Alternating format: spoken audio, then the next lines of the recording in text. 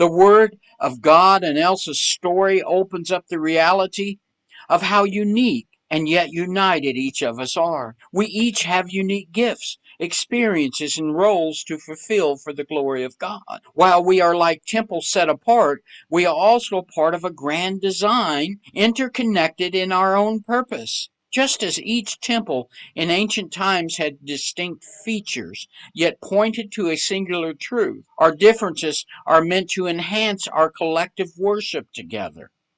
Embracing our individuality not only makes us a unique household for the Holy Spirit, but it also enriches the communities we inhabit.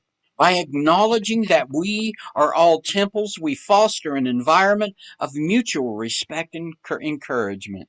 We become co builders in the sacred architecture of humanity, encouraging fellow temples to shine brightly in their unique ways, fostering collaboration instead of competition, and building a community where we uplift one another.